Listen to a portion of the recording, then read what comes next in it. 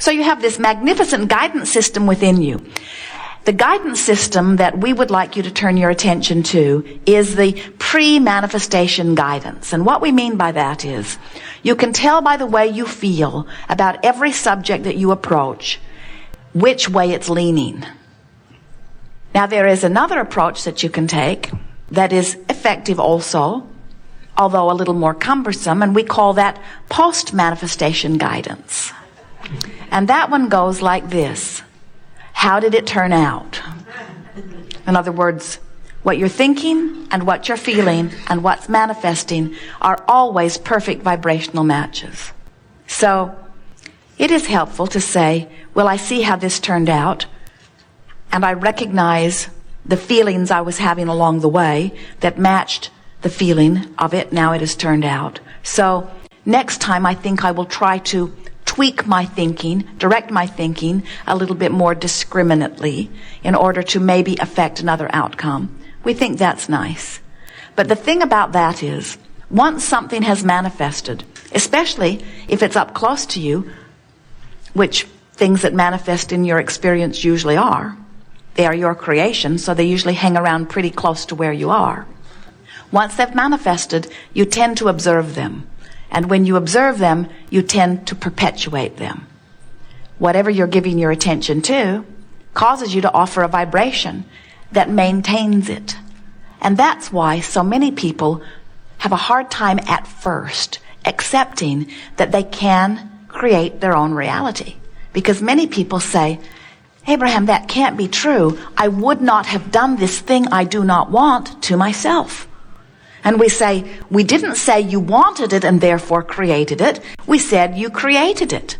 We didn't say you wanted it and therefore gave your attention to it and therefore achieved a vibrational alignment with it and therefore manifested it. We said you gave your attention to it and therefore achieved vibrational alignment with it and therefore manifested it. There's a difference, you see. There are a whole lot of people that are giving a whole lot of attention to a whole lot of things that they do not want. Why would that be? It must be because you're still in your community of 1,000 people thinking that you need to organize them to be different so that you can feel different. Can you feel the fallacy in that? Can you feel the futility in that? You're not ever going to get them to agree, nor should they agree. We want them not to agree. We like the diversity of your environment. It's what makes the world go round. You have to accept that variety is a good thing. So, if it's not your job to get into your community of 1,000 or 5 trillion consciousness and line them all up, and it's not your job to figure out what everybody else wants and convince them that your desire is the best, then what is your work? Your work is only to line up the vibration within you on subjects that continue to be active within you. So what do we mean by an active subject? Something you think about. If you think about it often, it's active. In fact, it's dominant. If you don't think about it very often, then it doesn't matter all that much. So the subjects that you think about most, the subjects that matter to you most, the subjects that you feel around most, those are the subjects that you want to work on cleaning up your vibration. So what do we mean by cleaning up your vibration?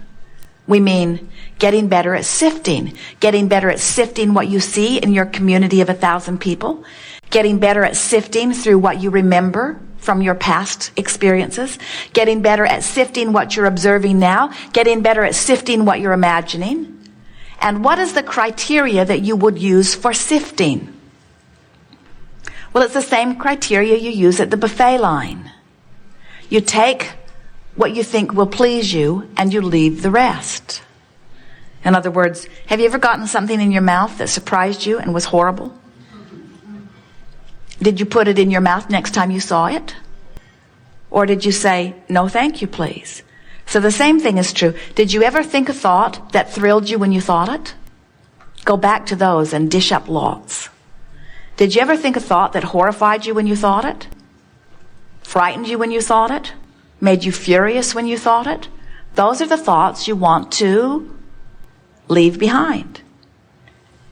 So, what happens to a person who has a happy vibration relative to relationships, and a very unhappy vibrational relationship with the subject of dollars. How does that play out in your experience? You attract really nice people who don't have any money.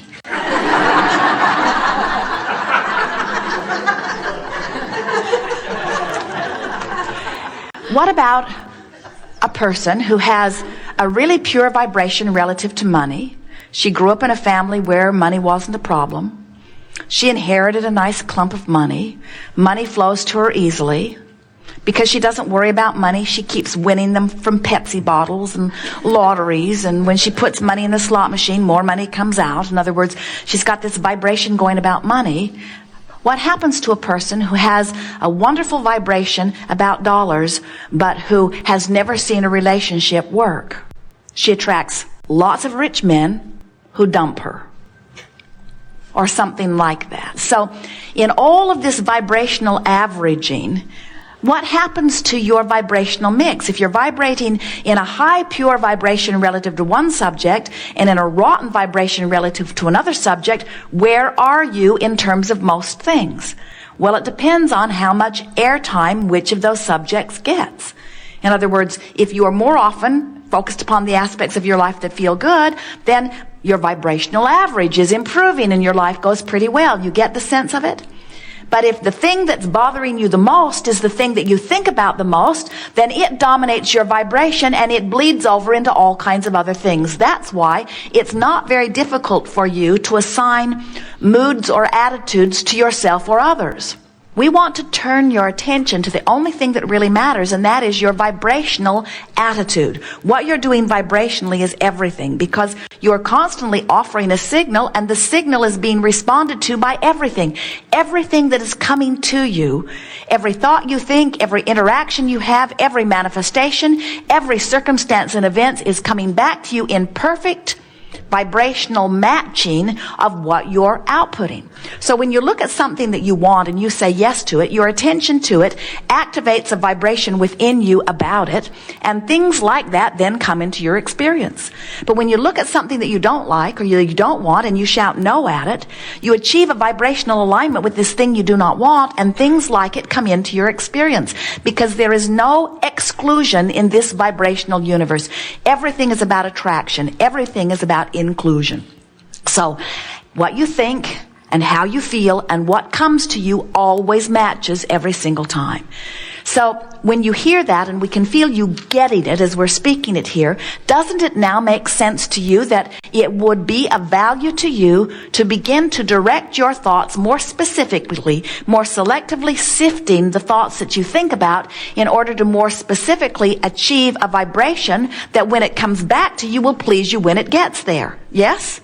So what did we just say? I'm going to think on purpose so that I can activate thoughts, so that when law of attraction activates and reacts to those thoughts, that what it brings back to me will please me when it gets there. That was the circle. I'll do this thing in order to do this thing, in order to do this thing, in order to do this thing, in order to do this thing, so that when this thing comes back to me, I'll like it when it gets there. That was the circle. What we want you to do is make it a much easier journey by saying, I'll think the thought because I like it when it gets here. Hear the difference? I'm going to think the thought because I like it when it gets here. And if I think the thought that I like when it gets here, oh, the thought's already here. I'm having the thought. I'm having the thought now, and I'm having the emotional response to the thought now. So if the thought feels good while I'm thinking it, then doesn't it make sense that as I'm thinking the thought and doing that thing, which does that thing, which does that thing, which activates that thing, which manifests that thing, which law of attraction brings that thing back to me, doesn't it make sense that I have circumvented that longer journey approach? So the emotional journey is, I'm going to think the thought that feels good now. I'm going to do my best to think the best feeling thought that I can think right now. And in doing so, I will hold myself in vibrational alignment with this thing that I want to come back to me. So what we're talking about is thinking thoughts for the purpose of the way they feel, rather than thinking the thought in order to achieve the outcome that will come back to me and give me the feeling that I'm reaching for. Do you get that? That was really good. We've never known anyone who has ever wanted anything for any other reason than that they believe when it gets there they will feel better. And so when you decide that you are going to contour your life experience, you're now where all of your power is. Can you feel it? Right here and now is where all of your power is. You have the power right now to think a thought that feels good or to think a thought that doesn't feel good. You have the power to do it now. Jerry and Esther have a navigational system in their vehicles called Magellan that helps them stay on track. They program the destination in, and then Magellan gives them verbal and visual description to tell them which way to go. And once they've programmed it in, if they don't follow the directions that Magellan has given them, Magellan kicks up a fuss. Magellan says, please return to the highlighted route. Please return to the highlighted route. Magellan never says, where have you been? Magellan never says, well, now you've done it. I'm not going to tell you. I told you and you didn't listen. Now you're on your own. Ask someone else. Magellan just consistently calculates the task at hand, which is the distance and directions between where you are and where you want to be. Your emotions are the same sort of guidance. Your emotions, once you get so you're listening to them, are telling you, this thought is in alignment. Yes, this thought is in alignment. Yes, this thought is in alignment. Well, that thought is deviating a little bit.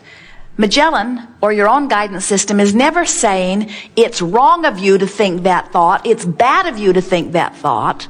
Magellan is just saying, given what you said you want, and given where you are in relationship to what you want, this thought, word, or action is not the best choice for you.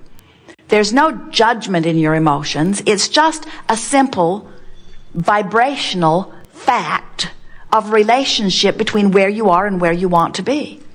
So if we convinced you that the only thing that is your work is the alignment of the energy within you, and can you feel the power of the alignment of energy? You don't seem very excited about it. Do you hear what we're saying? The alignment of energy within you. The alignment of energy within you. Do you get what that means? Alignment to what? Alignment to source. Have you ever had a toaster with no electrical outlet to plug it into? You say, oh, I have this toaster. I live on an island where there is no electricity. And they say, what do you use the toaster for? And you say, an ornament. It's shiny and pretty. And they say, but does it toast bread? And you say, no, it's not plugged in. And we're wanting you to realize that this alignment that we're talking about is everything. It's plugging into the life stream. It's plugging into the clarity stream. It's plugging into the stream of who you are. And so this alignment with you is everything. And once you're aligned, then you can do anything you want with it. You can attract someone. You can create something. You can think something. You can have experiences. In other words, once you're connected to the stream, then anything may be your experience that you choose. There is nothing that you cannot be or do or have. But you got to align with the current first. We have enjoyed this interaction immensely. We want you to acknowledge your part in the expansion of the universe that has taken place here today. We want you to recognize that together we have taken thought beyond that which it has ever been before. We've reached into new places of understanding. We want to say to you that the only value that there really is in that is the pleasure that we all had in doing it.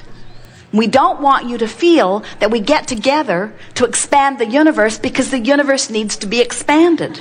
We want you to understand that an expanding universe is a given, but isn't it fun to be in on it deliberately? We make too much of all of this. Life is supposed to be fun. You are worthy beings. Good stuff is supposed to flow to you and is. Lighten up. Let it in. There is great love here for you. Likewise. We are complete.